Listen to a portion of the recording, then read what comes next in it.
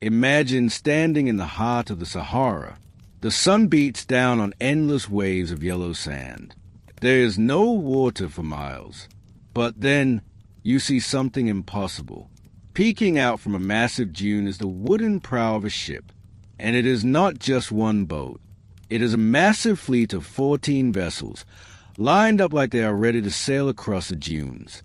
It sounds like a science fiction movie, right? But this is not Hollywood. It is a real discovery made deep in the Egyptian desert.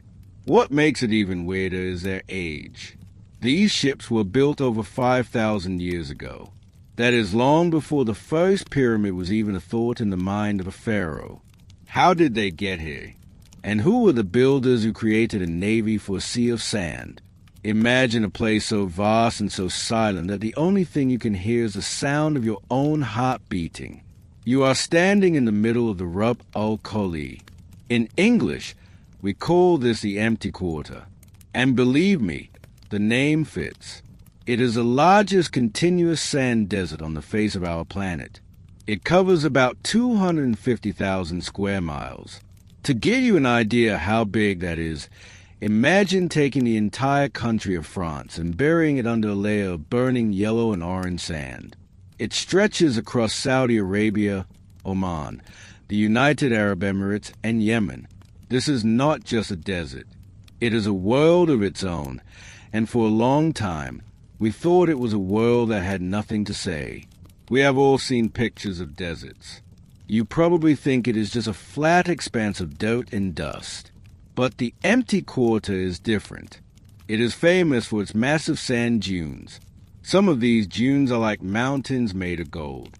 They can reach heights of over 800 feet. That is taller than many of the skyscrapers in New York City. If you were to stand at the base of one of these dunes, you would feel like a tiny ant looking up at a wall of sand. And the most incredible part is that these dunes are always moving. They are alive in their own way. The wind is the master of this landscape. Geologists call this an aeolian process. That is just a fancy way of saying the wind is the architect of the earth. Over thousands of years, the wind blows the fine grains of sand and shapes them into these beautiful, curving structures. But for a traveler, this is a nightmare. A path that exists today might be buried under 50 feet of sand by tomorrow morning. It is a shifting, restless sea. But instead of water, you have silica. For anyone who studies such terrains, there is only one condition for defining a desert: precipitation. If an area gets little or no rain, then it is considered a desert. The empty quarter certainly fits the bill. It is one of the driest places on the planet. Now, you might be wondering how anything could ever survive in such a place. The heat is staggering. During the peak of summer, the temperature can climb to 130 degrees Fahrenheit. It is like standing inside a giant oven. And yet, this place was not always a graveyard of sand. To understand the mystery of the buried fleet, we have to travel deep into the past of our planet. We have to look back to a time before the first cities were ever built. Up until some 6,000 to 10,000 years ago, the Arabian Peninsula looked nothing like the barren landscape we see today. Researchers call this the African humid period, but it also applied to Arabia. Scientists refer to it as the Green Arabia phase. Imagine turning all that yellow sand into a vibrant, deep green. Instead of endless dunes, there were rolling grasslands. There were massive lakes and winding rivers that cut through the plateaus. Humans were around at this time, spreading out and living off the land. Plenty of rainfall meant that there were pastures and even forests. Hippos and crocodiles swam in these waters. Giraffes and lions roamed the banks. A completely different image from the parched wasteland of today. We know this because archaeologists have found thousands of stone tools and fireplaces buried beneath the surface. They have even found the bones of fish and shells from freshwater snails in the middle of areas where there has not been a drop of water for centuries.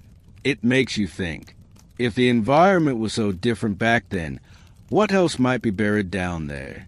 For centuries, People have told stories of lost cities buried by the sand. They spoke of a place called Uba, which some explorers call the Atlantis of the sands.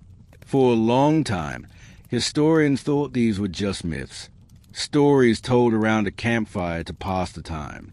But modern technology is starting to show us that the myths might be true. In the last few years, we have started using something called LiDAR. This stands for light detection and ranging.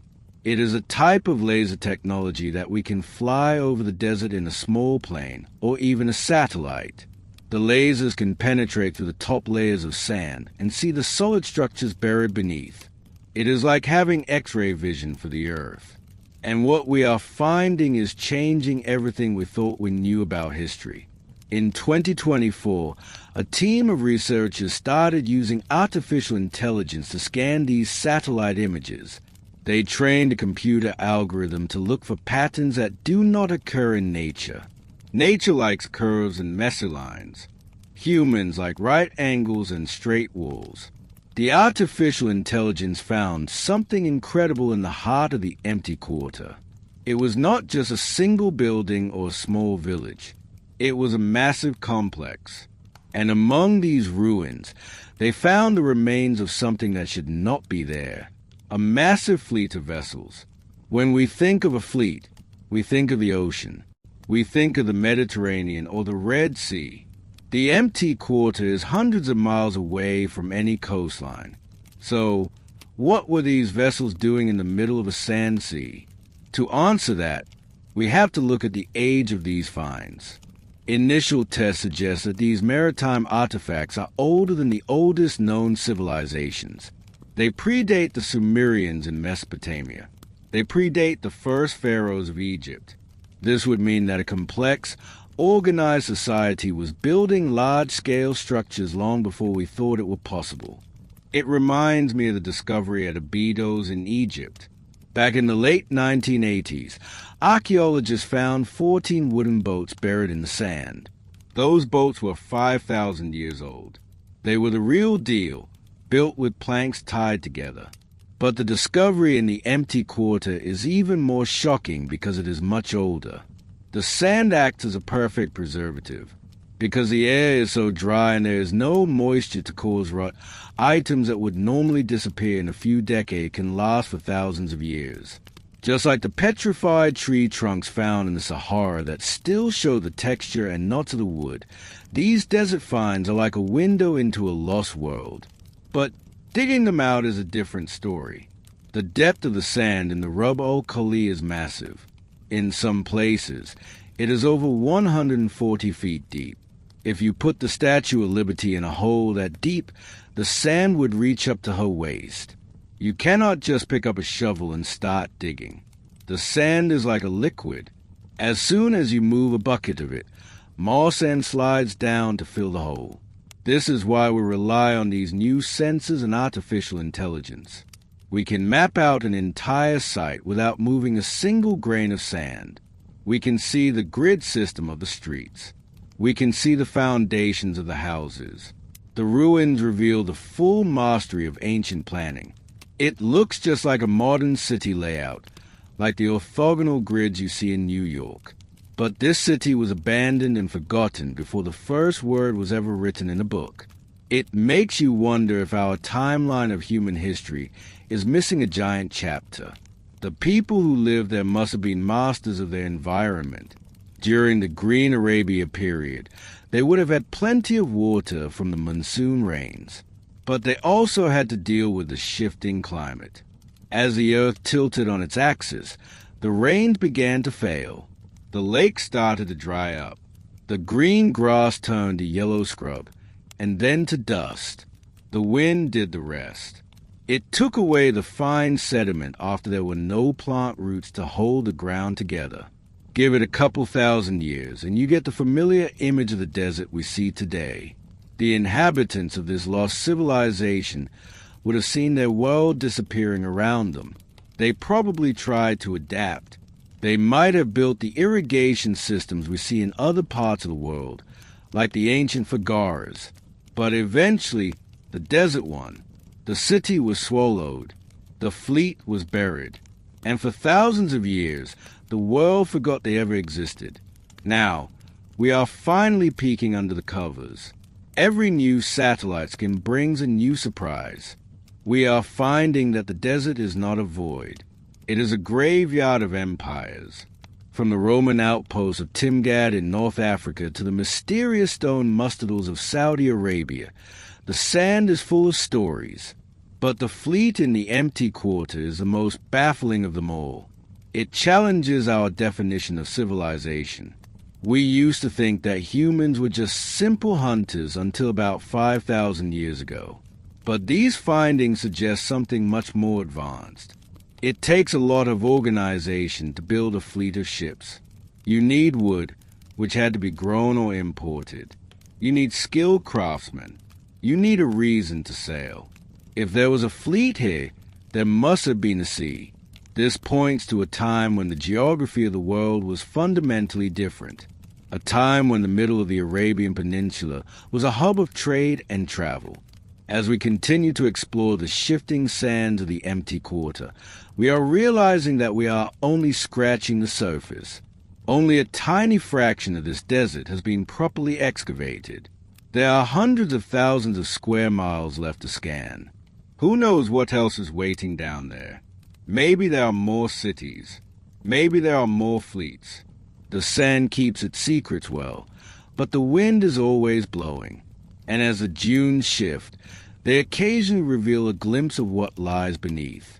A piece of wood, a stone wall, a shard of ancient glass. Each piece is a clue.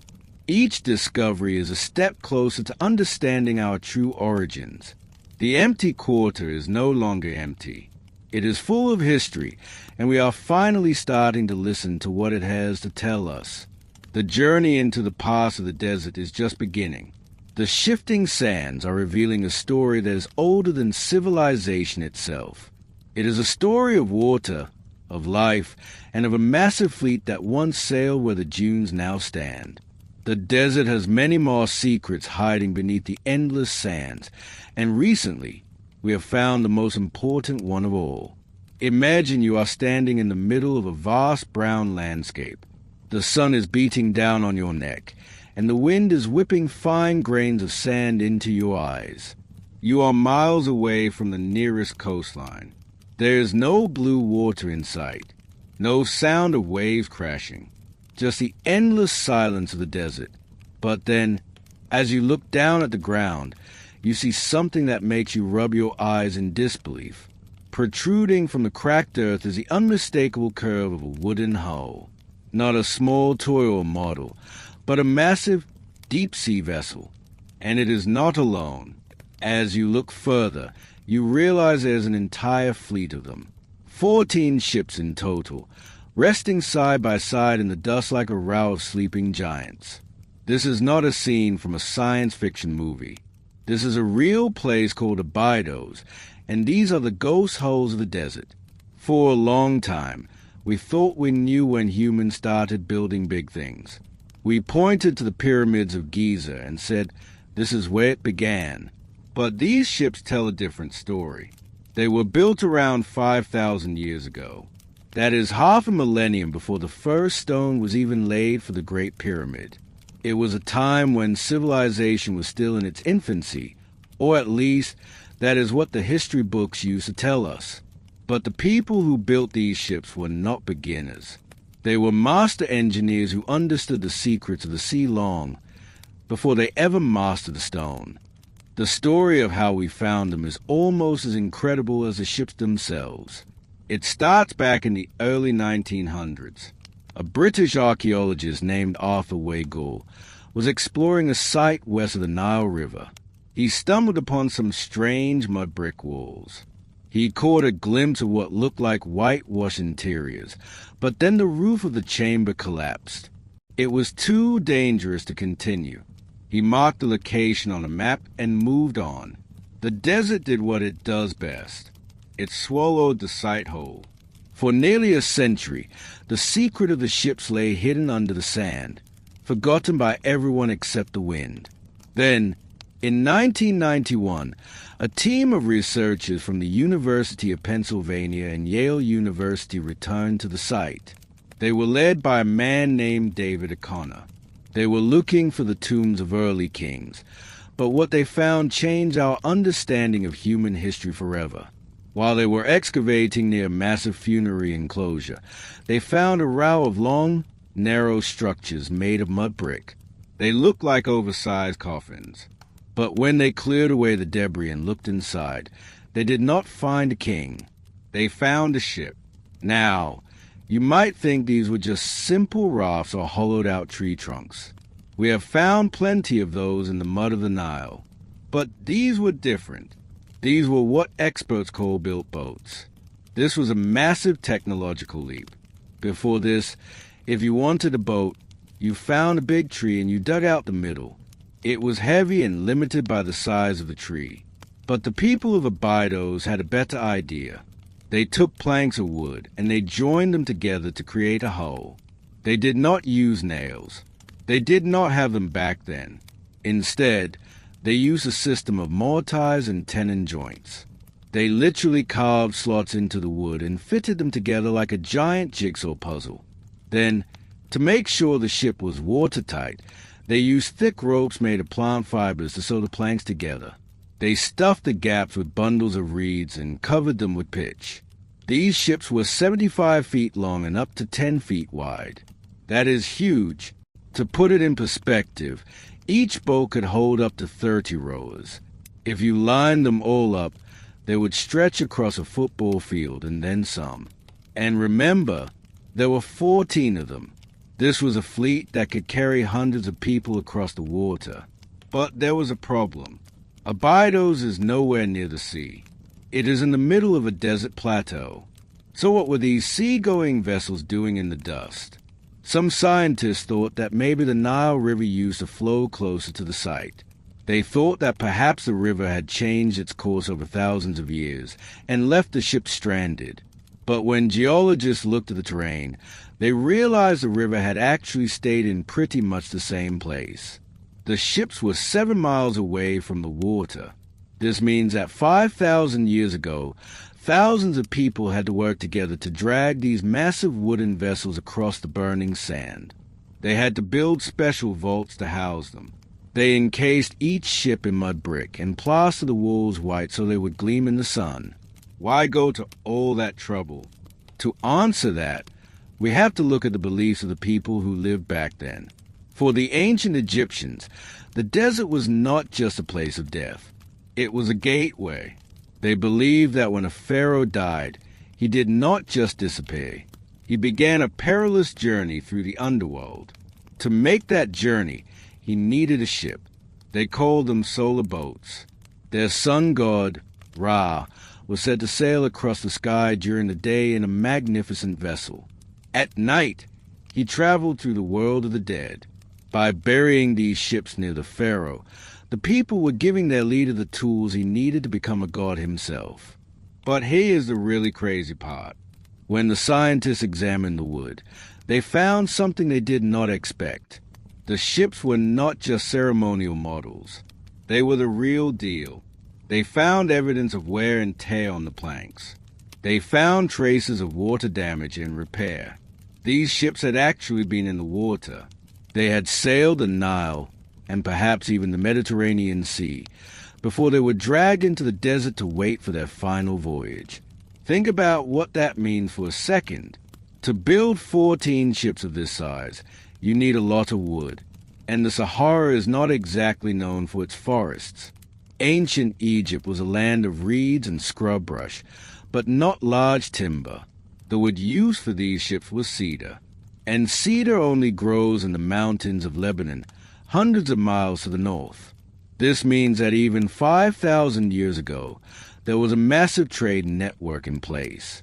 The people of Egypt were organized enough to send expeditions across the sea, harvest giant trees, and bring them back to build a fleet for their king. It shows a level of organization and wealth that we never thought possible for that time period. But who was the king who owned this fleet? That is a mystery that is still being debated today. Some believe they belong to a pharaoh named Aha, one of the very first rulers of a unified Egypt. Others think they might belong to an even earlier king whose name has been lost to time. What we do know is that whoever he was powerful enough to command the labor of thousands and the resources of an entire region. As you look at these ghost hulls, you realize that we are looking at the very beginning of the world we know today. These ships represent the birth of engineering, the birth of international trade, and the birth of the idea that humans could conquer the elements. They were built before the wheel was in common use in Egypt. They were built before the Great Sphinx was carved. They are a bridge to a time that is so distant it feels like a different planet. And yet, there they are, 14 wooden skeletons resting in the heat. They are incredibly fragile, because they were buried in the sand. They were protected from the air, but they were not protected from everything. Termites have spent thousands of years slowly eating away at the ancient wood. The moisture in the soil has caused some of the planks to warp and rot. It is a race against time for archaeologists to study them before they crumble into dust. They have to use special chemicals to stabilize the wood and build protective covers to keep the sun away. Every time we dig into the sand, we find something that tells us we are not as smart as we think we are. We like to think of ancient people as primitive, but could we build a 75-foot ship using only stone tools and copper chisels? Could we sew wooden planks together so tightly that they could cross a sea? The ghost holes of Abydos are a reminder that the past is full of geniuses whose names we will never know. They were people who looked at the horizon and saw a challenge. They saw a river and they built a boat. They saw the desert and they built a temple. The ships are also a warning. They remind us that even the greatest empires can be swallowed by the sand. At one time, these vessels were the height of technology. They were the fastest way to travel and the most powerful weapons of their day. They were symbols of a kingdom that thought it would last forever. But today, they are just shadows in the dust. The people who built them are gone. The language they spoke has changed. The green grasslands they knew have turned into a parched wasteland. But the ships remain. They are still there, waiting. They have outlasted the pharaohs and the priests. They have outlasted the Greek and Roman empires. They have survived for 5,000 years, tucked away in their mud brick cocoons. And as we continue to study them, they are finally starting to speak.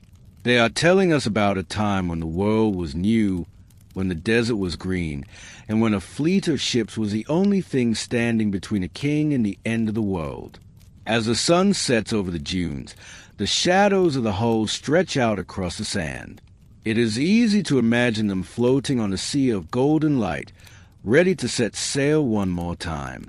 They are the oldest fleet in human history, and they are still the most mysterious. They are the ghost hulls in the dust, and they are just one of the many secrets that the Sahara is finally starting to give up. But the more we find, the more we realize that the real story of humanity is much older and much more complicated than we ever imagined. And just when we think we have seen it all, the desert reveals something even more impossible, something that shouldn't exist, but there it is, buried right beneath our feet. History is a lot like a giant jigsaw puzzle. Most of the pieces are missing. And sometimes you find a piece that belongs to a completely different box. That is exactly what happened when researchers started looking at the age of the Abydos fleet. We are talking about a discovery that throws our entire timeline of human progress into a blender and hits the high-speed button. For a long time, we believed that shipbuilding was a skill that humans learned slowly. You start with a hollowed-out log, right? Of course you do. Then maybe you graduate to a raft. After a couple of thousand years, you figure out how to put planks together. It is a nice, logical progression. But these boats do not care about our logic. They are here to tell a completely different story. A story that scientists are still struggling to explain. How do we know how old something is? You probably know the answer. Radiocarbon dating. It is the gold standard for people who study the past. They take a tiny sample of organic material, like wood or even a piece of reed, and they measure the decay of carbon atoms. It is like a biological clock that never stops ticking. When the team of experts took samples from the wood used in the Abydos fleet, they expected a certain result. They thought the boats would date back to the middle of the Egyptian Empire. That would be impressive enough. But the result were a total shock. The clock said the wood was 5,000 years old. Think about that for a second. 5,000 years ago, most of the world was still living in the Stone Age. The Great Pyramid of Giza did not exist yet. It would not be built for another 500 years. King Tut was not even a distant thought for his ancestors. The very first pharaoh to unify Egypt, a guy named Nama, was only just starting to bring the country together. And yet, here were 14 massive, sea-going vessels sitting in the middle of a desert. These were not primitive rafts tied together with some old grass. These were advanced, built ships. They had thick planks of cedar that had to be imported from Lebanon. That is hundreds of miles away. They were held together with complex joints and heavy ropes. It is like finding a smartphone in a suitcase from the year 1920. It just does not fit the picture. This creates what experts call chronology in crisis. If these boats are that old, who on earth built them? The traditional story of human history says that advanced technology only appears after a civilization is well established. You need a big government, a huge surplus of food, and a complex economy to build a fleet. You need a reason to go to sea in the first place. But at this time in history, the people of the Nile Valley were supposedly just starting to figure out how to live in big groups. They were farmers and small-scale traders. So, where did they get the engineering knowledge to build 70-foot long ships? Did they just wake up one morning and decide to invent naval architecture? That seems a bit unlikely. And then there's the problem of the location. Abydos is in the middle of a parched desert today. It is dry, dusty, and incredibly hot. The Nile River is almost 7 miles away. Even if the river was closer 5,000 years ago, these boats were not found at a dock or in an old harbor. They were buried on high ground, neatly arranged in brick chambers. Some historians suggest these were symbolic boats meant for a pharaoh to sail through the sky in the afterlife. That sounds poetic, sure, but the wood on these ships shows signs of actual wear and tear. They have marks that suggest they were once in the water. They were functional vessels. Imagine the effort required for that. Taking 14 massive ships, each one longer than a school bus, dragging them miles across the burning sand, and then building custom brick houses for them. That is not something a primitive culture does on a hobby. Makes you wonder if we have the whole timeline of civilization wrong. Is it possible that there was a highly advanced group of people living in Africa even before the first pharaohs? It sounds like something out of a science fiction movie. But every year, we find more evidence that the timeline we learn in school is missing some very important chapters. Look at places like Göbekli Tepe in Turkey. It is a massive temple complex with carved stones that is 11,000 years old. That is twice as old as the pyramids. When it was found, it basically broke the world of archaeology. People were not supposed to be able to build like that back then. They were supposed to be hunter-gatherers who spent all their time looking for berries and chasing deer.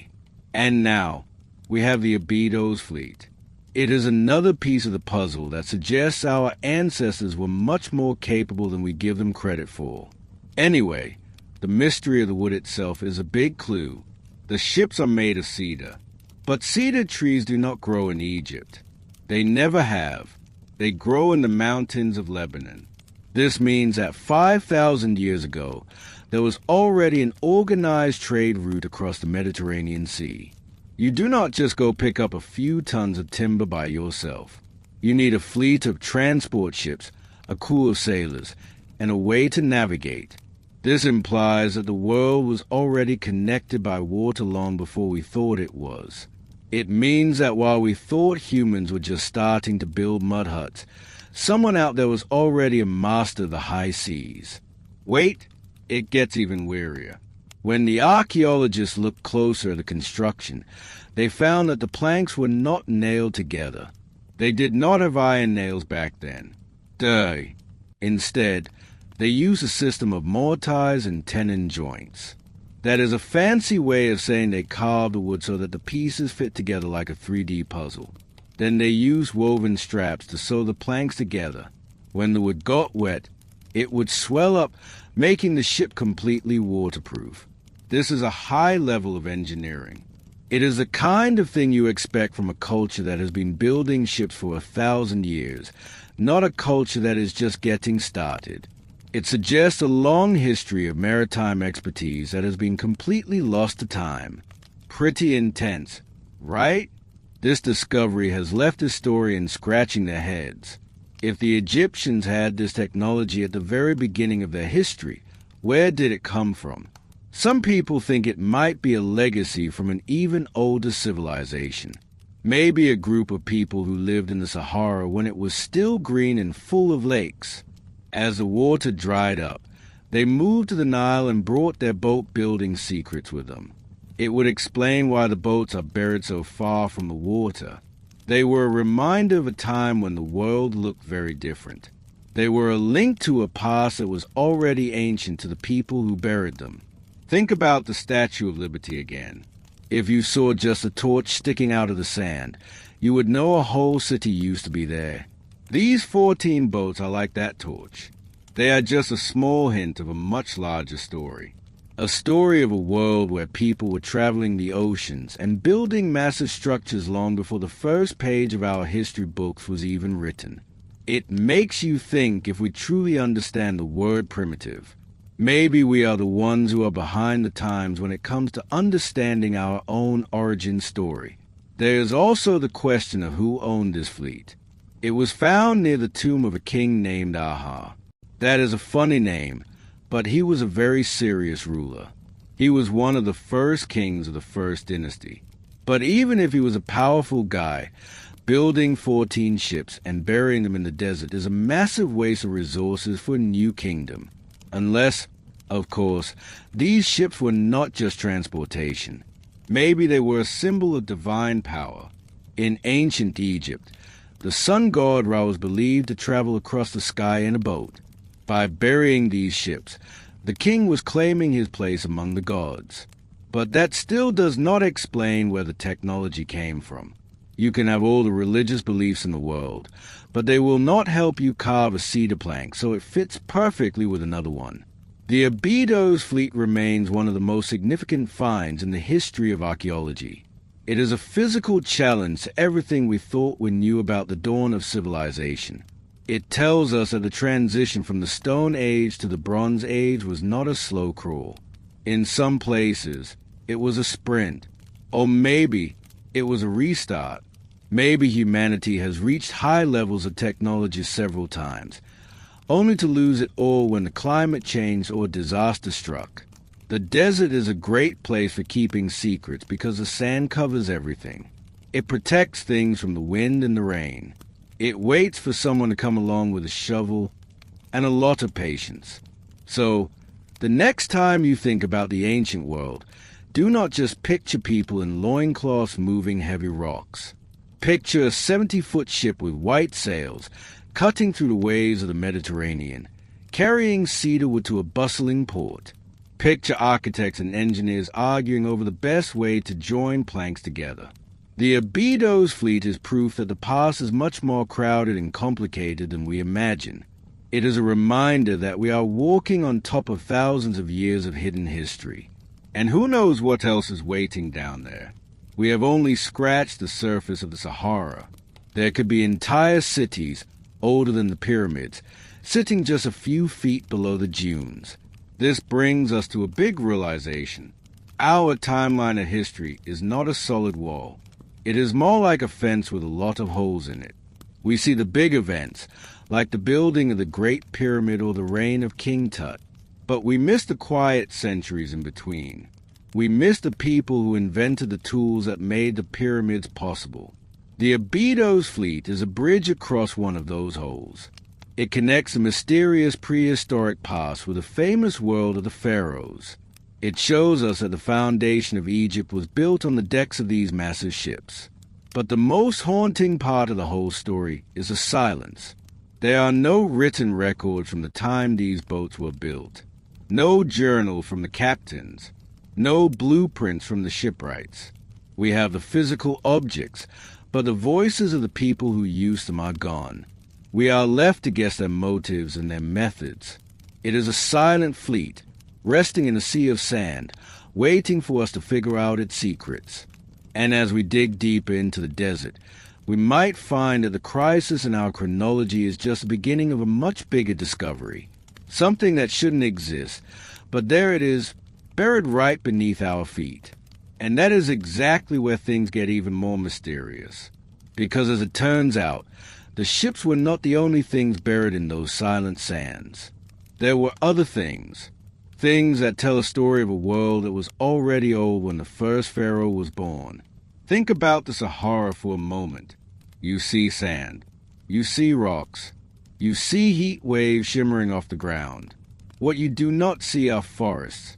You certainly do not see giant cedar trees towering over the dunes. So when archaeologists uncovered 14 massive wooden ships in the middle of the desert at Abydos, they were not just looking at a fleet. They were looking at a biological impossibility. Where did all that wood come from? To answer that question, we have to look at the wood itself. The timber used to build these ancient vessels tells a story of lost landscapes and international trade that existed long before we thought it was possible. If you were to stand in the Egyptian desert 5,000 years ago, you would find it was already a very dry place. The great green period of the Sahara was fading into memory. Trees were a luxury. Most local trees like the acacia or the sycamore fig are not exactly known for producing long, straight planks. They are twisty, knotty, and difficult to work with. If you want to build a 70-foot ship, you need something better. You need high-quality timber. And in the ancient world, there was only one place to get the best wood: Lebanon. The cedar of Lebanon was the gold of the ancient world. These trees grow incredibly tall and straight. Their wood is famous for being resistant to rot and insects. It has a beautiful scent that the ancients associated with the gods. But there's a catch. Lebanon is hundreds of miles away from Abydos. To get that wood to the desert, the ancient Egyptians had to organize a massive logistics operation.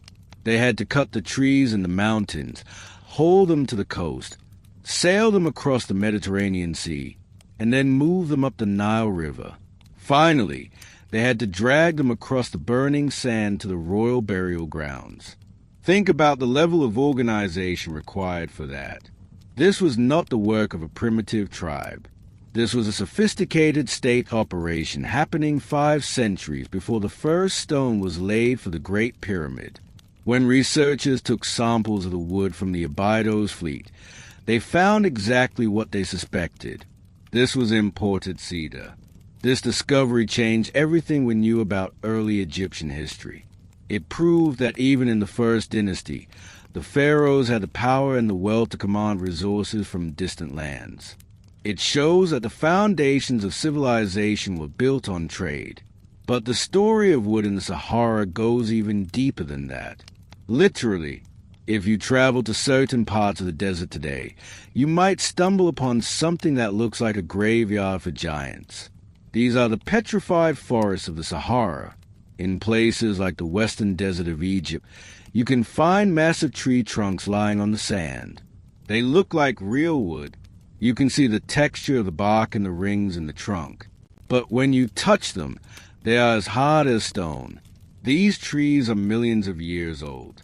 They date back to an era when this entire region was a tropical rainforest. Over millions of years, the organic material in the wood was replaced by minerals, turning the trees into fossils. Now, the boats at Abydos were not made of petrified wood. They were made of fresh timber. But the existence of those stone trees is a reminder of how much the earth can change. The pharaohs were building their ships in a place that had once been a forest, but by their time would have become the ultimate symbol of status. If you had wood, you had power. Using hundreds of feet of precious cedar just to bury it in the sand was the ultimate flex of royal authority. It was like burying a fleet of private jets today. But building these ships was about more than just showing off. It was a technical masterpiece. These vessels are what experts call built boats. Before this, most people in the world were using dugouts. A dugout is exactly what it sounds like. You take a single large log and you hollow it out. It is simple, but it limits the size of your boat to the size of the tree. The Egyptians at Abydos did something much more clever. They used the sewing technique. They took individual planks of cedar and joined them together using thick ropes made of linen and grass. They did not use a single metal nail. Instead, they used mortise and tenon joints. This is a system where a wooden tab on one board fits into a slot on another. When the wood gets wet, it expands, making the joints watertight. This was a revolutionary way to build. It meant you could build a ship of almost any size. You were no longer limited by the diameter of a single tree. By sewing planks together, the Egyptians created flexible hulls that could handle the stresses of the water. When you look at the ships in their desert vaults, you can still see the holes where the ropes once passed through the wood. Even though the ropes have mostly rotted away over 5,000 years, the precision of the woodwork remains. It is a level of craftsmanship that rivals anything we see in later history. Wait until you hear about the preservation process. You might think that burying wood in the sand would destroy it instantly. Usually, you would be right. Moisture and bacteria are the enemies of organic material. But the Sahara has a secret weapon. It is incredibly dry. In some parts of Egypt, it almost never rains. This lack of moisture creates a natural vacuum that can preserve wood, hair, and fabric for millennia. However, the Abydos boats had a different enemy: termites. When the first boat was discovered in 1988, it was in rough shape. The interior had been hollowed out by ancient termites who found the royal cedar to be a delicious snack. What was left was often just a shell of wood and the imprints in the mud brick walls. This made the excavation incredibly delicate. Archaeologists could not just dig them out with shovels. They had to use tiny brushes and dental tools. In some cases, the wood was so fragile that it would crumble at the slightest touch. To save the fleet, experts had to use modern chemicals to harden the wood fibers before they could even move it. The analysis of these wood fibers gave us a window into the past climate. Tree rings are like a diary of the earth. A thick ring means a year plenty of rain. A thin ring means a year drought. By studying the rings in the cedar planks, scientists can reconstruct the weather patterns of the Mediterranean 5,000 years ago. They can see the years when the sun was relentless and the years when the rains were heavy. The timber of these lost forests is a living record of a world that no longer exists. Now, let us think about the scale of this. 14 ships, each one around 70 feet long. That is nearly 1,000 feet of boat length in total.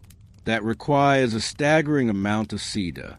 To put it in perspective, a single 70-foot ship will require multiple large cedar trees. When you multiply that by 14, you are talking about an entire grove of ancient trees being harvested for a single funeral. It makes you wonder what the hills of Lebanon looked like after the pharaohs were done with them.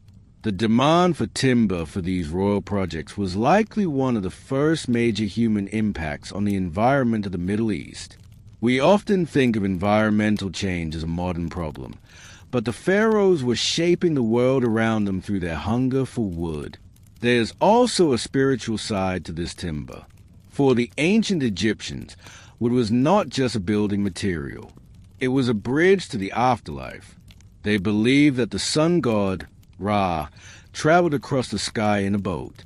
At night, He traveled through the underworld in another boat. By burying these cedar ships next to the king, they were giving the pharaoh the transport he needed to join the gods. They believed the spirit of the wood would carry the spirit of the king.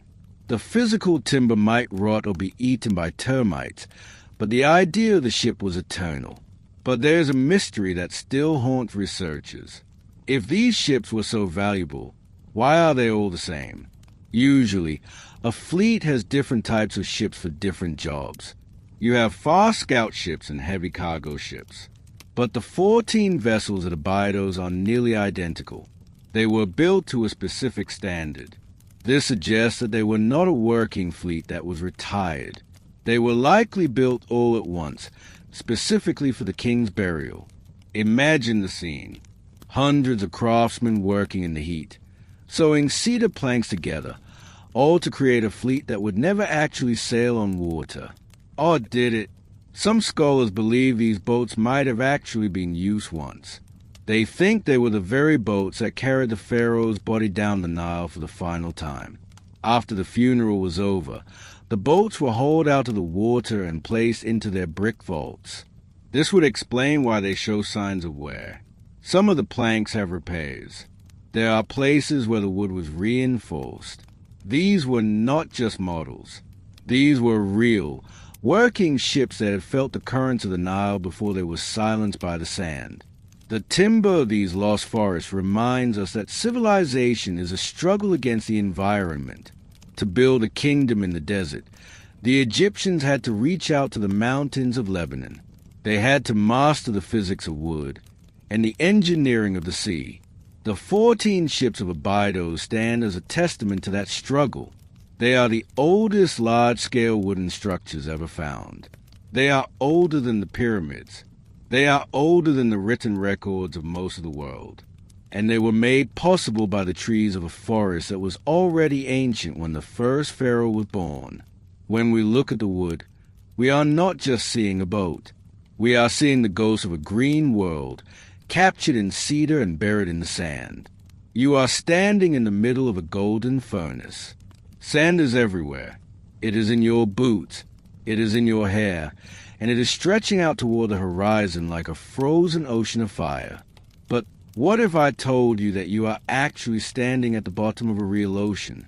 I am not talking about a sea of sand.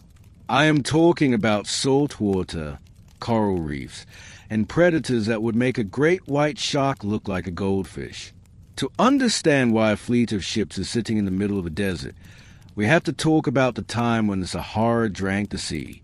You see, the earth is like a giant puzzle that never stops moving. Millions of years ago, the map of Africa did not look anything like the one you see on your phone today. There was no giant beige block of desert. Instead, there was a massive body of water known as the Trans-Saharan Seaway.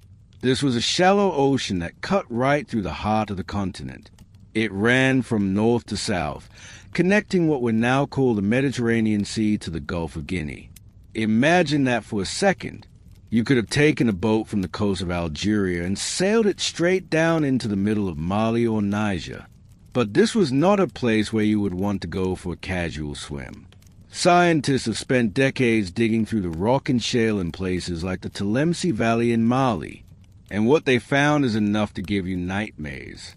They found fossils of creatures that seem like they belong in a science fiction movie. We are talking about catfish that were as long as a family car.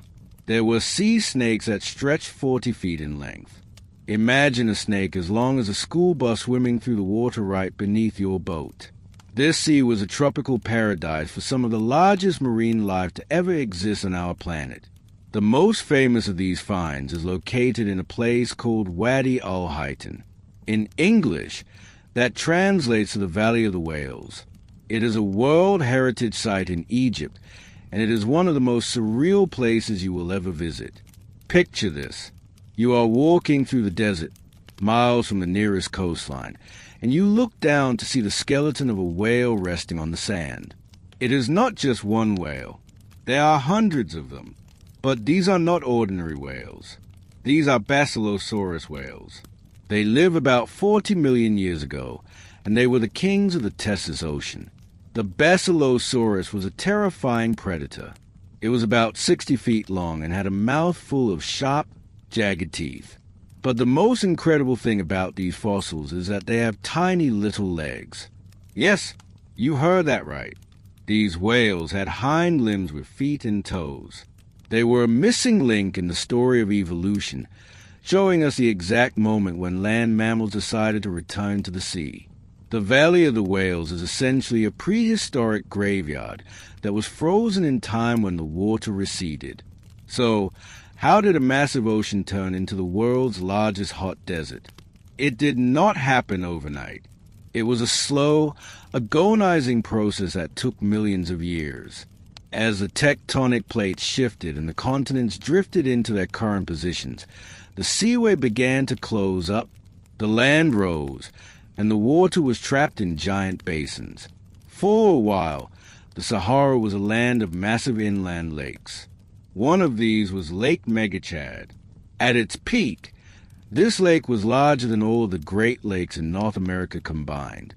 It covered over 130,000 square miles. Today, all that is left of it is a tiny, shrinking puddle called Lake Chad.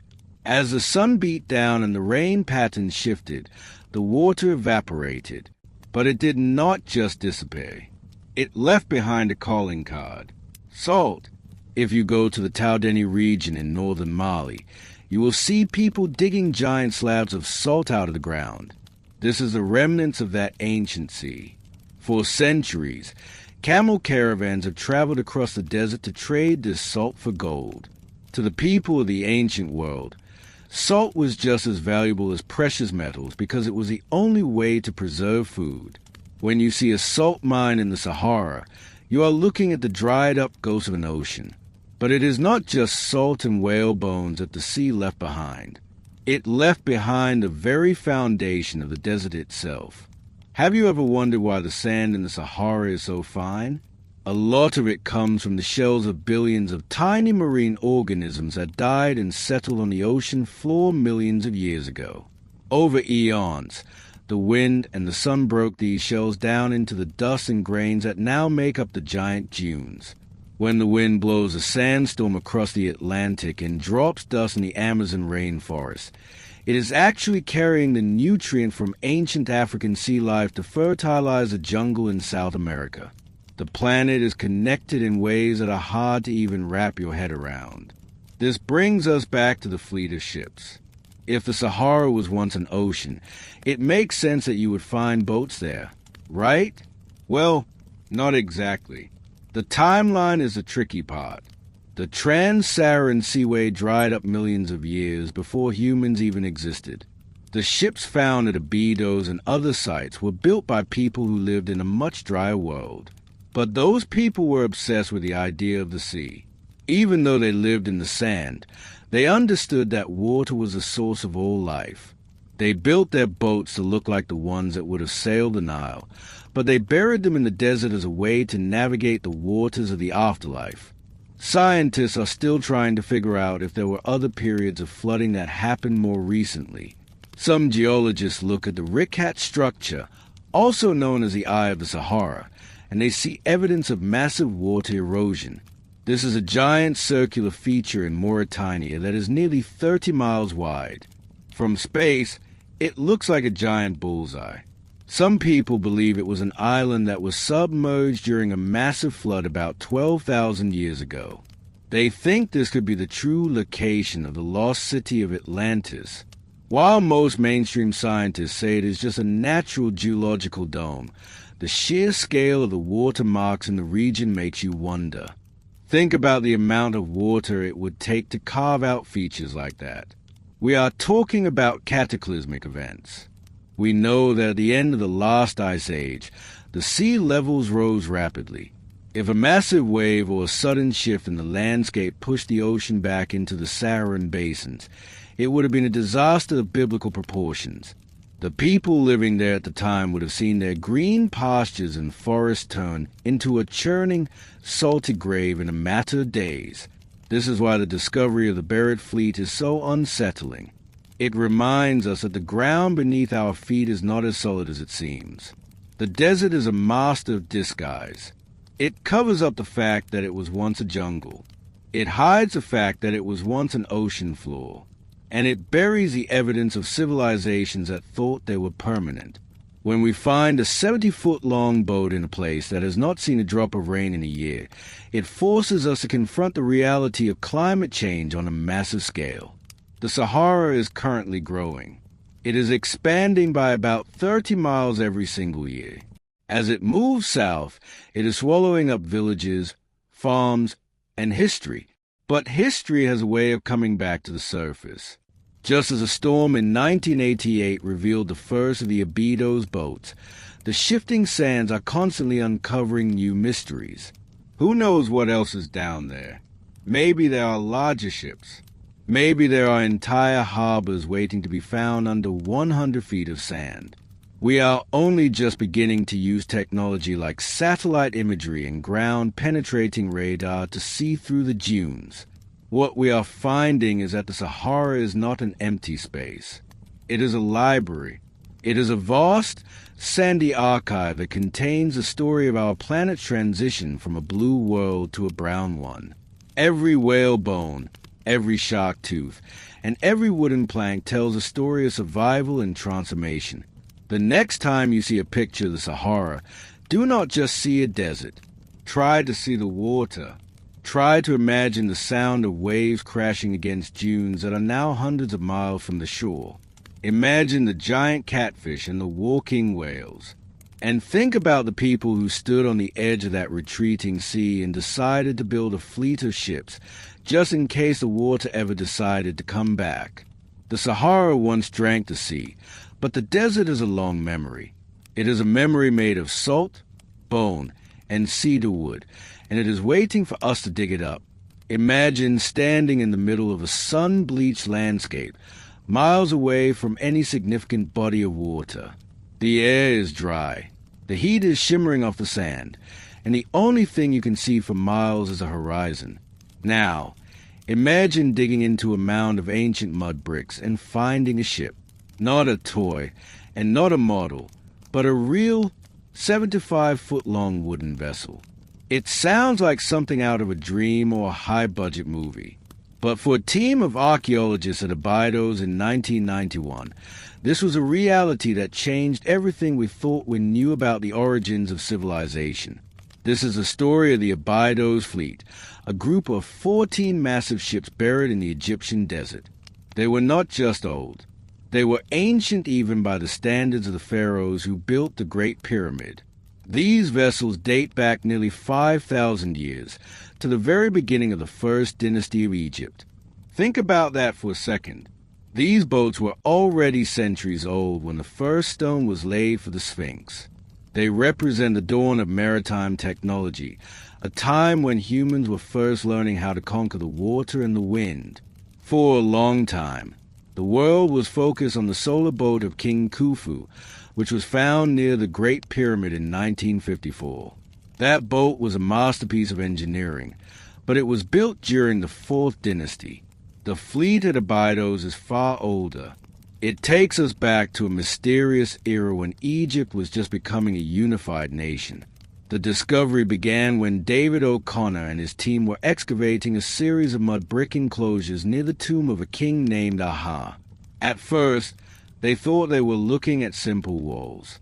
But as they cleared away the sand, they realized the walls were shaped like coffins. Or more accurately, they were shaped like the hulls of ships. Inside each of these brick structures sat a wooden vessel. These were the echoes of the first mariners. What makes this find so incredible is not just the age of the ships, but their size. Each boat was between 60 and 80 feet long. To put that in perspective, that is roughly the length of 2 large school buses parked end to end. These were not small fishing boats. These were grand vessels designed for the open water. But what were they doing in the desert, nearly 8 miles away from the Nile River? To answer that, we have to look at how these ships were made. Most ancient boats were either simple rafts made of reeds or dugout canoes made from a single hollowed-out tree trunk. But the Abydos fleet was different. These were what experts call built boats. Instead of using one piece of wood, the ancient builders took thick planks of cedar and joined them together. But they did not use nails or metal brackets. Remember, this was the beginning of the Bronze Age, and metal was incredibly rare and valuable. Instead, they used a technique that seems impossible today. They sewed the boats together. The builders used heavy ropes made of plant fibers to stitch the planks into place. They would carve out slots, known as mortise and tenon joints, and then thread the rope through to pull the wood tight. To make the boat waterproof, they stuffed the gaps with bundles of reeds and coated everything in thick black pitch. It was a sophisticated, labor-intensive process. It shows us that 5,000 years ago, there were already master craftsmen who understood the physics of buoyancy and the stress that water puts on a hull. They were engineers in a world that was only just beginning to write down its own history. But the question remains, why bury 14 massive ships in the desert? This was not an accident, and it was not a graveyard for old, broken boats. Analysis of the wood showed that these ships had been used. They had stains from water and wear from use on the river. They were functional, high-performance machines. Burying them was a deliberate act of immense wealth and power. In ancient Egypt, the boat was a symbol of the divine journey. The sun god, Ra, was believed to travel across the sky in a solar bark. By burying a fleet of ships near their tombs, the first kings of Egypt were ensuring they had the transportation they needed for the afterlife. They wanted to sail across the stars just as they had sailed across the Nile. The effort required to move these ships into the desert is mind-boggling. Since they were found miles from the river, the ancient Egyptians would have had to drag them across the burning sand. Each ship likely weighed several tons. It would have taken hundreds of men, using rollers and sleds, to move just one vessel. Doing this 14 times over was a statement. It told the world that the king had enough power to command the very elements. He could move the sea into the sand. As we look at these ships, we are also looking at a map of ancient trade. The wood used to build them was not local. Egypt has very few large trees suitable for shipbuilding. The planks were made of cedar, which came from the mountains of what is now Lebanon. This means that even 5,000 years ago, there was a massive trade network spanning hundreds of miles across the Mediterranean. These first mariners were not just sailing the Nile. They were part of a global system of exchange that brought timber, spices, and precious metals into the heart of Africa. The fleet at Abydos also tells us something about the environment of the time. We often think of the Sahara as a place that has always been empty and dry. But as we have learned, the climate was shifting during this period. The green Sahara was fading, and the Nile was becoming the central artery of life. These ships were the technology that allowed civilization to survive that change. They were the trucks and cargo planes of the ancient world. Without these vessels, the unification of Egypt would have been impossible. The river was the only highway they had, and these boats were the masters of that highway. But there's a darker side to this discovery as well. Near the boat graves, archaeologists found evidence of human sacrifice. In the very early days of the First Dynasty, it was common for a king to be buried with his servants, his guards, and even his dogs. The idea was that they would serve him in the next world just as they had in this one. It is possible that the sailors who manned these ships were also expected to follow their king into the darkness. It shows us a society that was incredibly focused on the transition between life and death. For them, the desert was not an end. It was a gateway. The condition of the boats today is a constant struggle for scientists. Because they are made of organic wood and rope, they began to decay the moment they were uncovered. Termites had already eaten away large sections of the hulls over the millenniums. The researchers had to be incredibly careful, using specialized chemicals to stabilize the wood before it crumbled into dust. Most of the ships remained buried under protective layers of sand and modern enclosures to keep them safe from the elements. We are only just beginning to peel back the layers of their secrets. When we think about the title of our journey, a massive fleet found buried in the desert, we often look for aliens or lost continents like Atlantis. But the truth is often more impressive than fiction. The fact that a group of humans 5,000 years ago could design, build, and transport a fleet of ocean-going vessels into the middle of a wasteland is a testament to the human spirit. They did not have computers. They did not have steel. They had wood, rope, and an iron will. These ships are the echoes of a time when the world was still new. They remind us that the people of the past were not primitive. They were innovators. They were explorers who looked at a vast, dangerous river and a wide, blue sea and decided they were going to cross it. They were the first mariners, the ones who paved the way for every explorer who followed. As the sand continues to shift in the Sahara, we have to wonder what else is waiting for us. If 14 ships were hiding just beneath the surface for 5,000 years, what other wonders are still resting in the deep? The Abydos fleet is more than just a collection of old wood. It is a bridge. It connects us to the very first people who called themselves Egyptians. It shows us their dreams, their fears, and their incredible ambition. They wanted to live forever, and in a way, they succeeded. Their ships are still here, resting in the silence of the desert, waiting to tell their story to anyone who is willing to listen. They are the silent guardians of a history that is older than civilization itself, and they are proof that even the most barren desert can hold the most vibrant secrets of our past. So, imagine you are standing in the middle of a place called Abydos. It is about 7 miles away from the modern banks of the Nile River in Egypt. All around you is nothing but heat, dust, and the kind of silence that only a desert can produce. You look down at the sand, and you see something poking out. It looks like wood. But wait, this is a desert, which should have rotted away thousands of years ago. You start to dig, and you do not just find a branch or a tool. You find a ship, and then you find another, and another. Pretty soon, you realize you are looking at a fleet of 14 massive vessels, all neatly lined up like they are waiting for a tide that will never come. This is not a scene from a movie. This happened.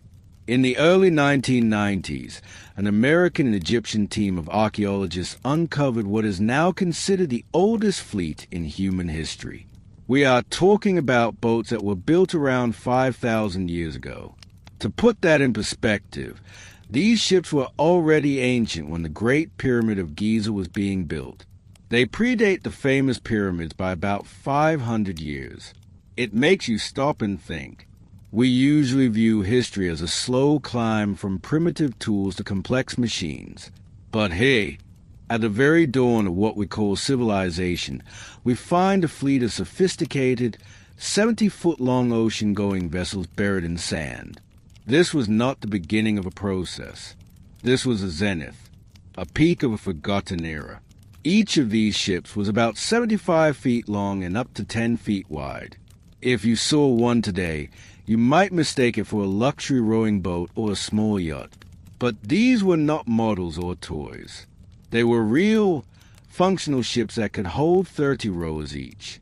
They were built using a technique called planking. Instead of hollowing out a single giant tree trunk, which is what most primitive people did, these ancient builders took thick planks of wood and tied them together with rope. They stuffed the gaps with bundles of reeds to keep the water out. It is a major breakthrough in engineering. It is called a built boat, and the fact that we find 14 of them all at once tells us that the people who made them were not just experimenting. They were masters of the craft. But here's the real kicker. Where did they get the wood? Egypt is not exactly famous for its towering forests of cedar. To build ships of this size, you need high-quality timber.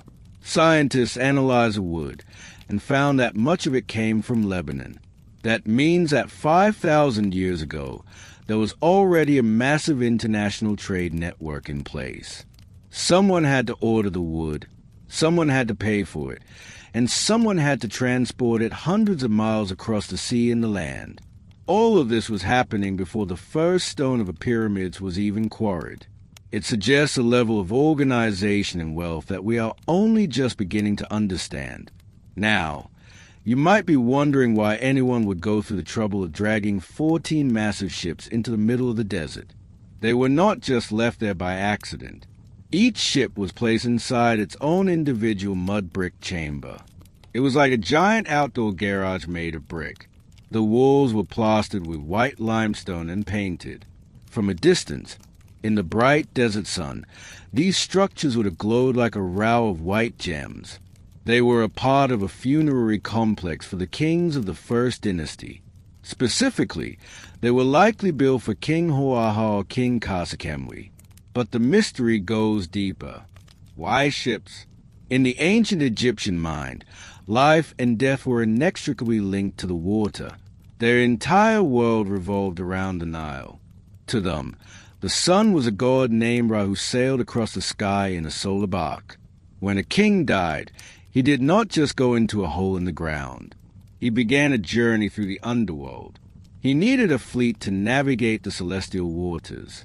By burying these ships near the royal tombs, the ancient Egyptians were giving their kings the tools they needed to reach the afterlife. It was a symbolic gesture on a massive scale. But if you look at the landscape today, those ships are miles away from any water. How did they get there? Some researchers think that thousands of years ago, the Nile might have had a branch that flowed much closer to Abydos. Others think that the ships were actually built near the river and then dragged across the sand on giant wooden sleds. Imagine the sheer manpower required for that. Thousands of people pulling 70-foot ships across the dunes. It would have been a spectacle of power and devotion that we can hardly imagine today. This find at Abydos completely changed our understanding of early technology. Before this, we thought that such advanced shipbuilding was a much later invention. We thought the early Egyptians were mostly river people who stayed in their reeds boats.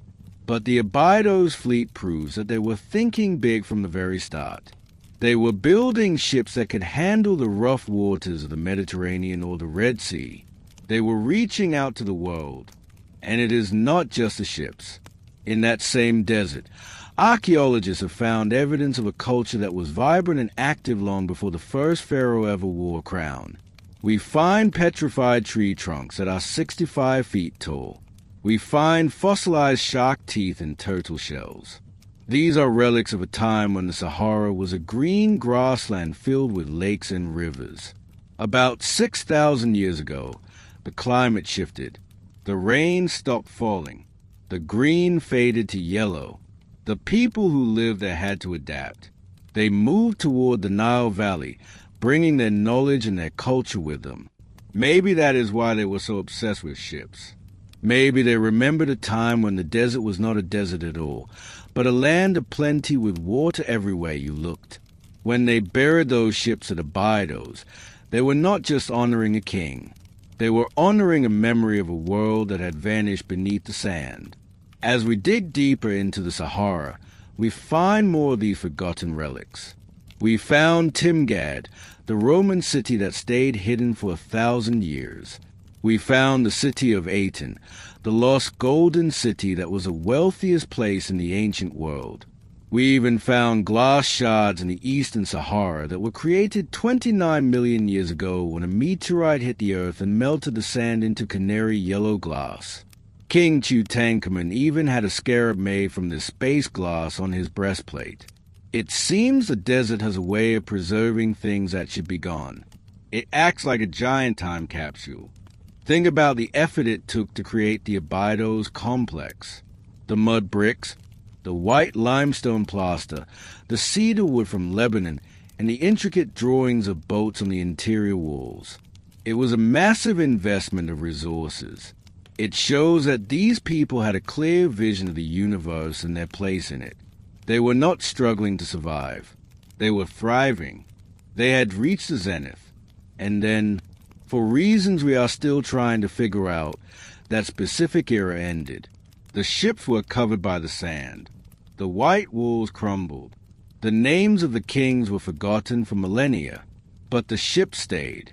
They waited in their brick vaults, protected from the wind and the rain by the very desert that had claimed the land.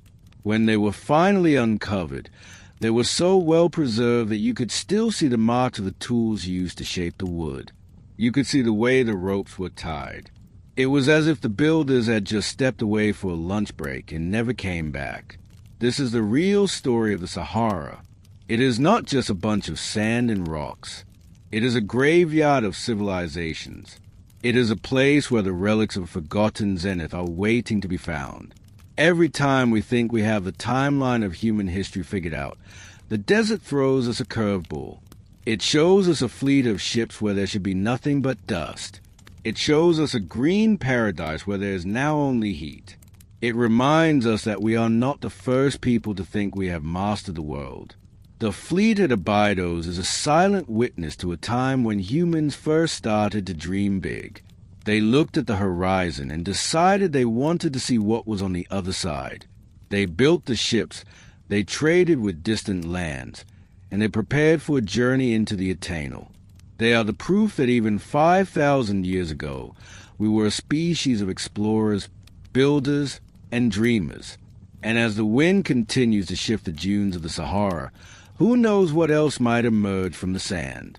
The desert still has plenty of secrets left to tell. We just have to be patient enough to listen to the whispers of the past that come drifting over the dunes. Imagine you are standing in the middle of the desert. The sun is beating down on you, and there is nothing but yellow sand for miles in every direction. Suddenly, you trip over a piece of wood, not just a twig or a dried-up branch, but a massive, heavy plank of cedar. You look closer and realize it is part of a hull. This is exactly what happened to a team of archaeologists in the early 1990s. They were working near a place called Abydos in Egypt. For a long time, people thought this area was just a graveyard for the very first kings. But beneath the sand, they found something that changed everything we know about the dawn of human history. They found a massive fleet of 14 ships. And these were not just any ships. These were large, 70-foot-long vessels, neatly lined up in their own mud brick graves. When we think of the first civilizations, we usually think of people building houses or planting wheat. We do not usually think of them as master shipbuilders who could navigate the open sea.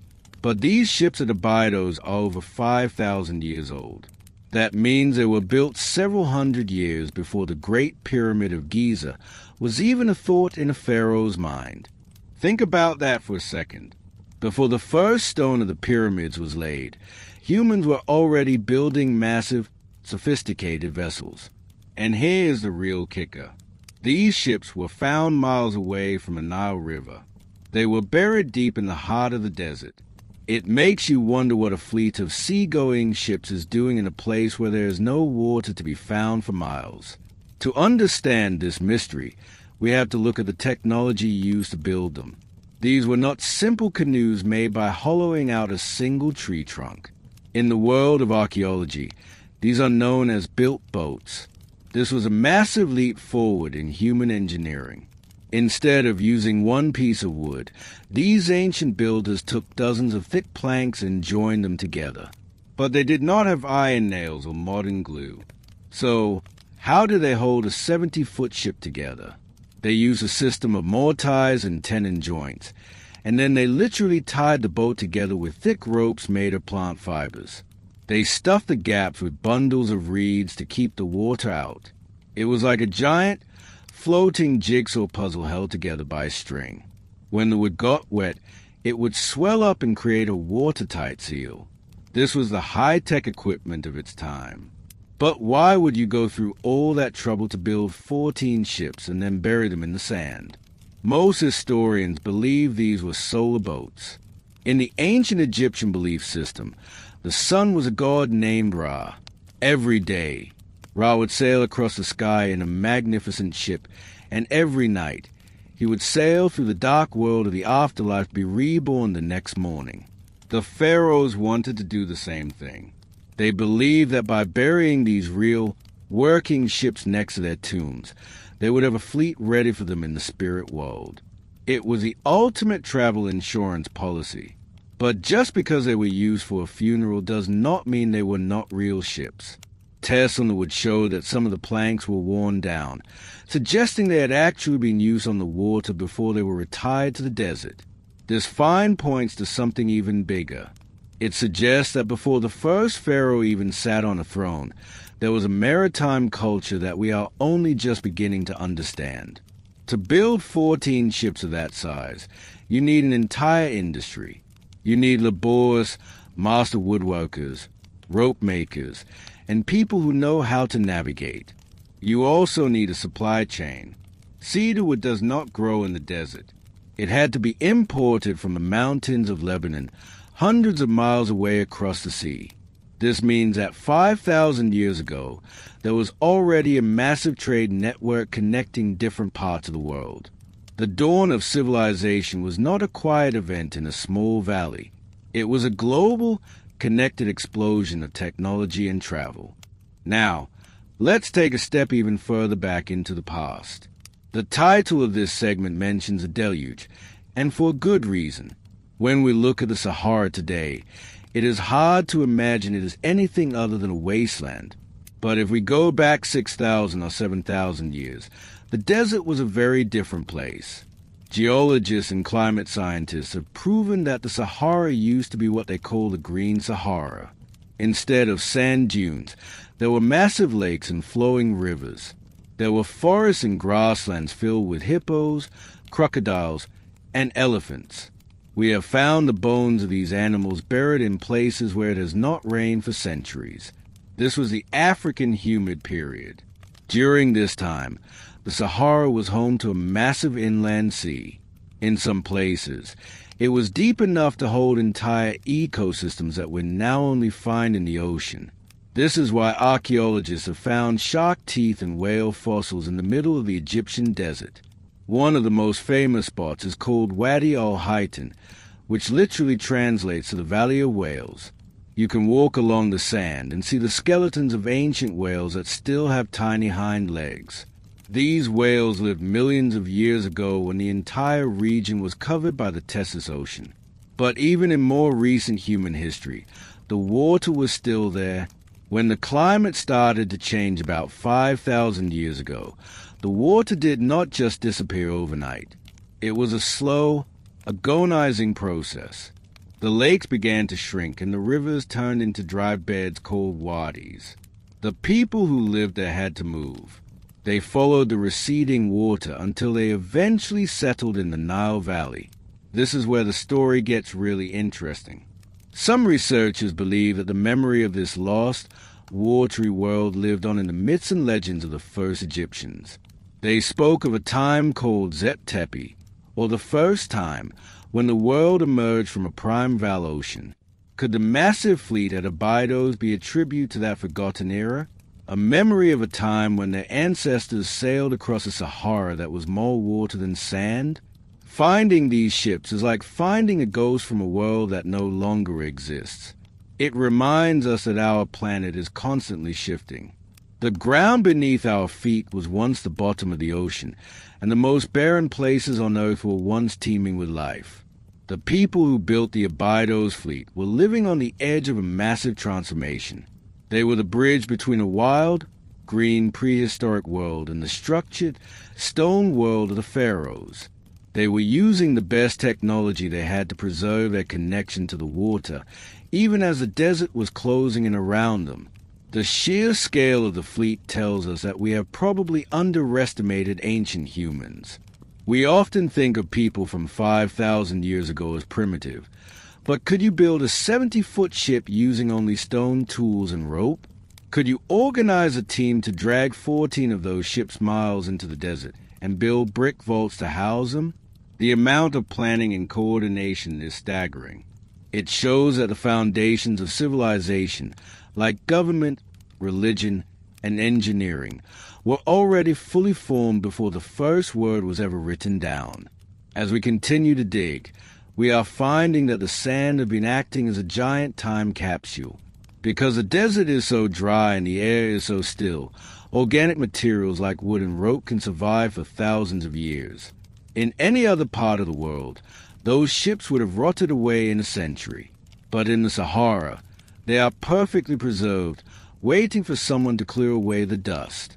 Every time a new ship is uncovered, we get a clearer picture of that deluge before the dawn.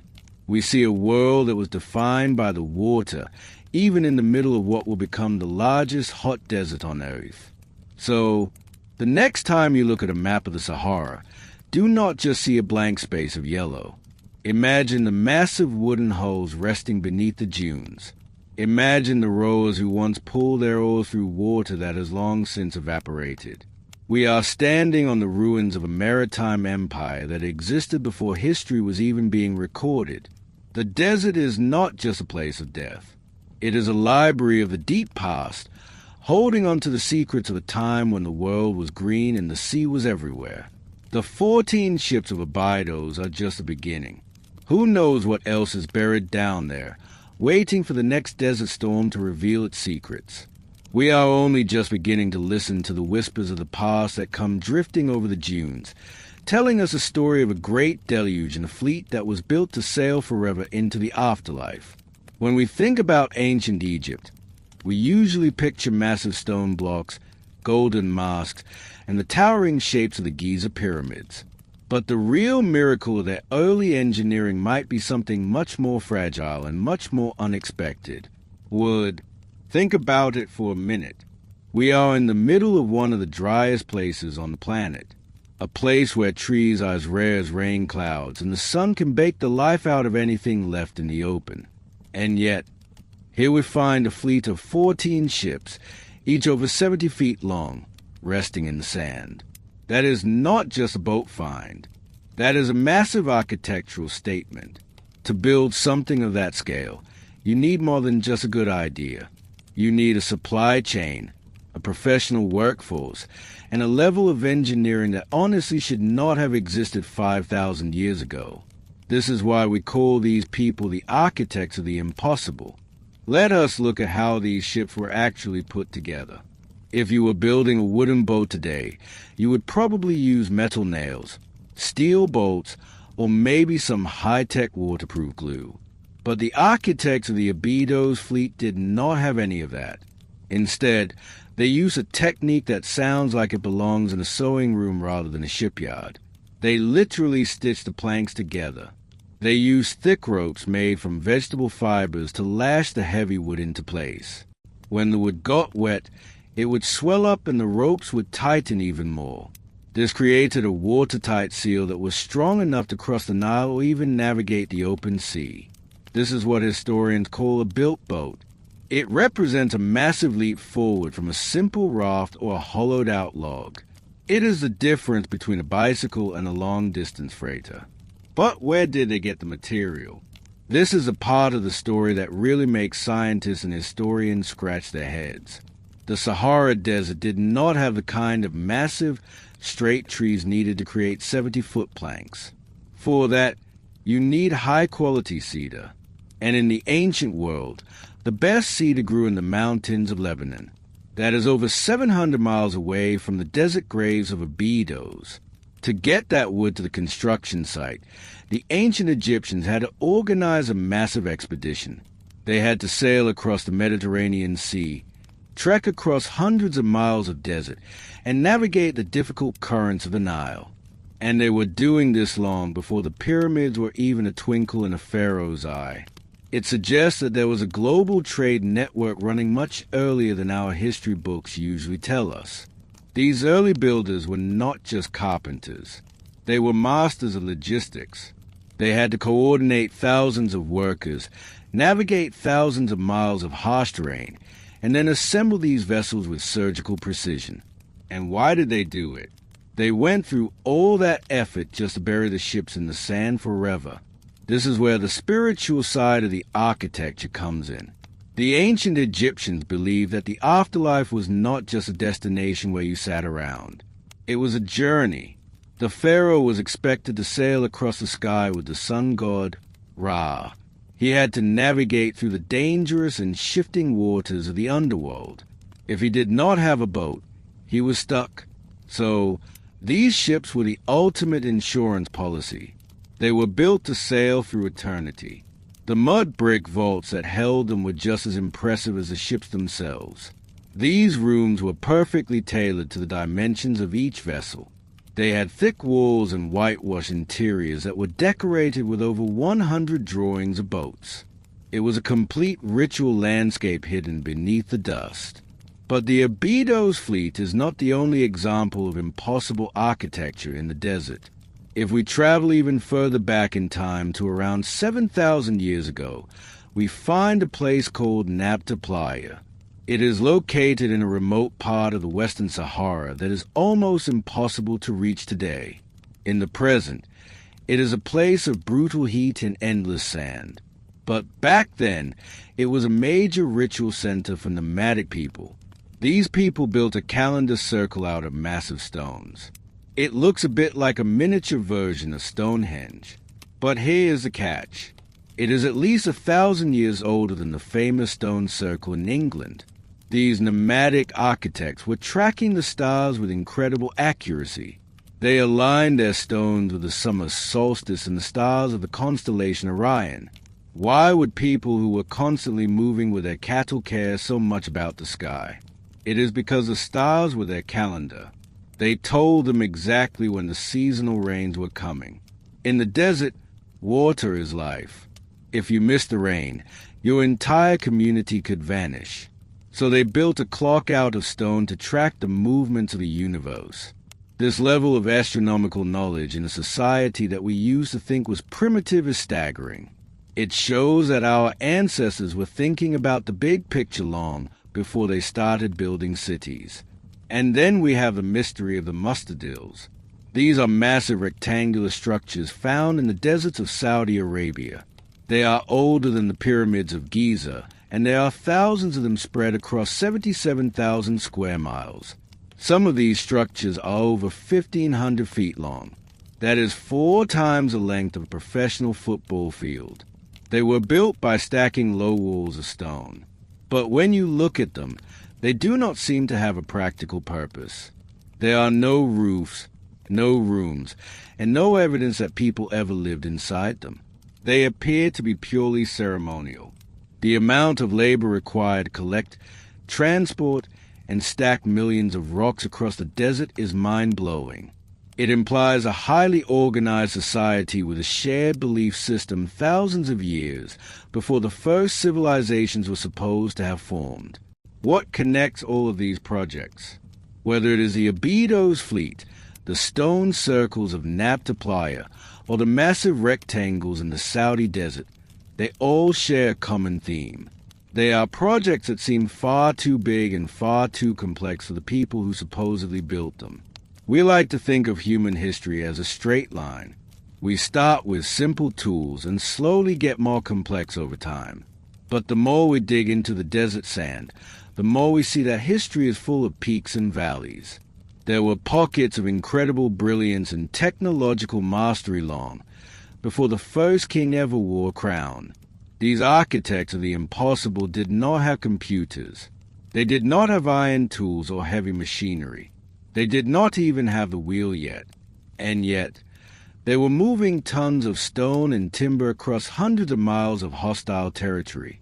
Some people look at these finds and immediately think of lost civilizations like Atlantis.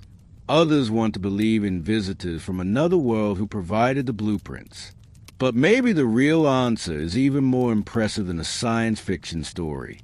Maybe it is just the power of human ingenuity when it is pushed to the absolute limit.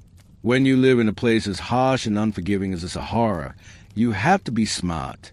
You have to be an architect of the impossible just to survive another day. The desert does not give you anything for free.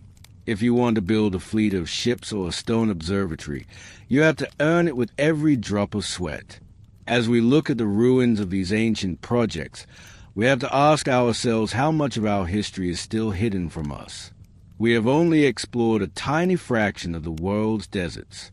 Every time a major sandstorm moves the dunes or a new satellite takes a high-resolution picture, we find something new. We find cities like Timgad that were lost for 1,000 years. We find footprints that are 6 million years old. And we find boats that were never meant to touch the water. The people who built these ships were looking toward the future.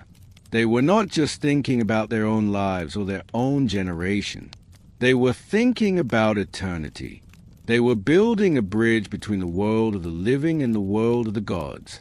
And in a way, they succeeded.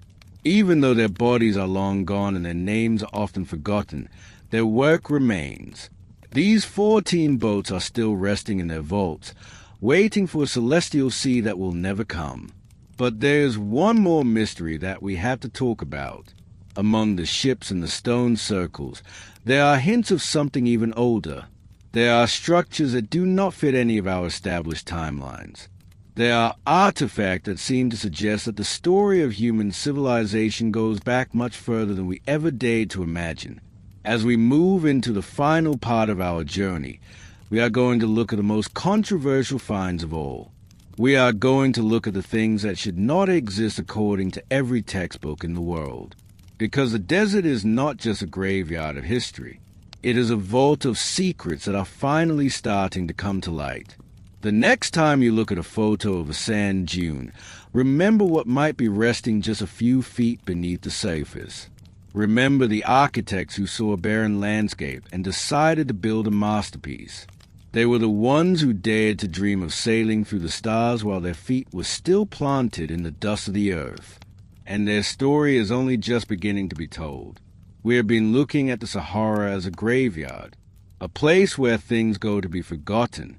But what if it is actually a time capsule? A vault holding the blueprints of who we really are. When we talk about the discovery of those 14 boats at Abydos, we are not just talking about some old wood in the mud. We are talking about a total shift in the narrative of human progress. Think about it for a second. We are taught that civilization is a ladder. We start at the bottom as hunter-gatherers, and we slowly climb up toward the stars. But these finds suggest that the ladder might have more rungs than we realized. Or maybe it is not a ladder at all, but a cycle of rise and fall that goes back further than our memory can reach. The Abydos fleet is a giant question mark sitting in the middle of a desert. These ships were 70 feet long. That is not a small boat. That is a massive vessel capable of carrying 30 rowers and heavy cargo. And they were found in a place that has not seen a major body of water in thousands of years. The official story says these were symbolic, that they were there to carry the pharaoh into the afterlife. Sure, that makes sense. But why build them so well? Why use advanced joinery and imported? What if they were just meant to sit in a mud brick vault? It is like buying a high-performance sports car just to bury it in your backyard. It does not add up unless these boats were part of something much bigger. This discovery pushes the timeline of advanced shipbuilding back by centuries. It tells us that before the first pyramid was ever designed, someone already had the logistical power to move a navy across the sands. This requires a level of organization that we usually only associate with much later empires. You need shipwrights. You need explorers. You need a massive supply chain to bring cedar from Lebanon and technicians to put it all together. If this was happening 5,000 years ago, what was happening 6,000 years ago? Or 10,000? The more we find, the more the dates keep moving backward. It is like trying to find the beginning of a circle. Now, let's talk about the people who actually lived in the Green Sahara. For a long time, they were just a footnote in history. We called them primitive nomads. But the artifacts they left behind tell a different story. In places like Gabbero in Niger, archaeologists found burials that are 10,000 years old. These were the Kiphians.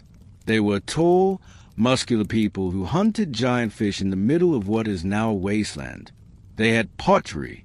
They had jewelry. They had a complex culture that thrived for 2,000 years before the climate changed. When the lakes dried up, they did not just disappear. They moved. This is where it gets interesting. Many researchers now believe that these desert people were the real founders of the Egyptian civilization. Think about it. When your home turns into a furnace, you look for the nearest water. For the people of the Sahara, that was the Nile Valley. They brought their knowledge of the stars with them. They brought their cattle and their social structures. The genesis of man as a city builder might not have started on the banks of a river, but in the middle of a grassland that is now buried under 100 feet of yellow sand. We have been looking at Egypt as a beginning, but it might actually be the sequel. It makes you think about all the other things we might have missed. Only a tiny fraction of the Sahara has been excavated. Most of it is still a mystery. We use satellites to peek under the dunes, and every time we do, we see something we cannot explain. Ancient riverbeds that look like highways, stone structures that align with the summer solstice. It is a map of a world that no longer exists. If a fleet of 14 ships can stay hidden for 5,000 years, what else is down there?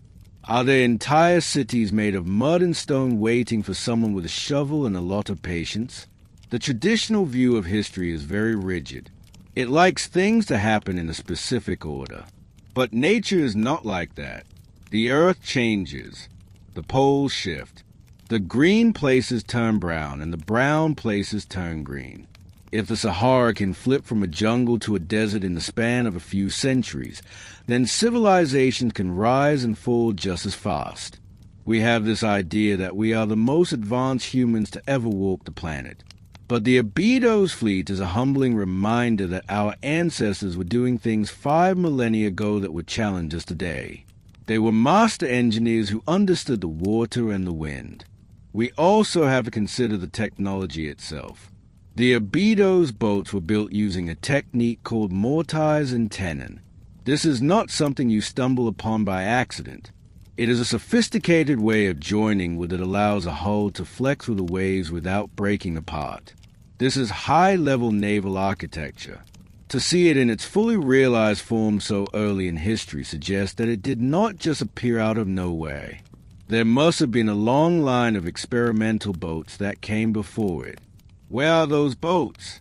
They are probably buried even deeper, or they were lost to the sea thousands of years ago. This leads us to the idea of a lost chapter in human history, a time when humanity was much more connected than we give them credit for. If you can build a 70-foot boat, you can cross the Mediterranean. You can reach the islands. You can trade with distant shores. We think of the ancient world as a series of isolated pockets, but maybe it was a web of sailors and traders who were navigating the globe while the rest of the world was still learning how to farm. The Abydos fleet might be the last remaining evidence of a maritime empire that existed before history was even being written down. It is a bit of a detective story, isn't it? We find a clue in the sand, and we try to reconstruct an entire world from it. But the clues are getting harder to ignore. The iron beads from space found in Egyptian tombs. The glass shard from a meteor impact that were used as royal jewels. The maps of rivers that dried up before the first pharaoh was born. All of these pieces are part of the same puzzle. They point to a past that is much more cinematic and much more complex than a few paragraphs in textbook. We are rewriting the genesis of man one discovery at a time. Some people call this alternative history, but when the evidence is sitting in a museum, it is just history. We have to be willing to change our minds when the facts change. If the sand is hiding a fleet of ships, then we have to ask why they were there.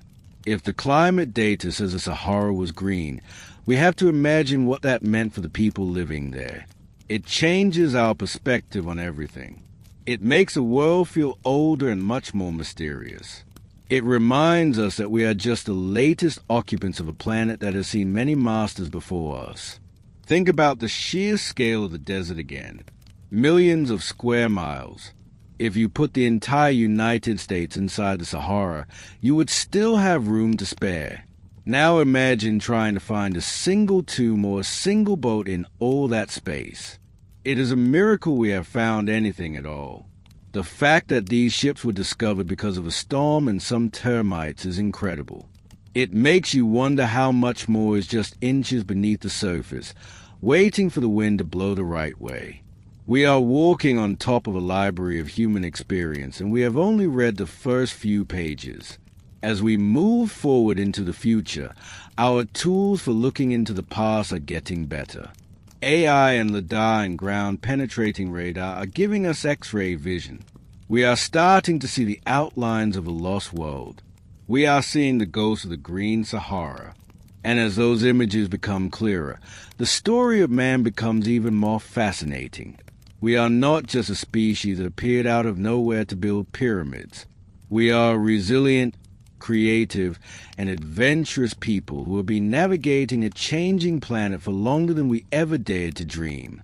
The fleet at Abydos is more than just a collection of old planks. It is a symbol of our potential. It shows us that even at the dawn of civilization, we were already reaching for the horizon. We were already building things that were meant to last forever. And as we continue to dig, we are not just finding artifacts. We are finding ourselves.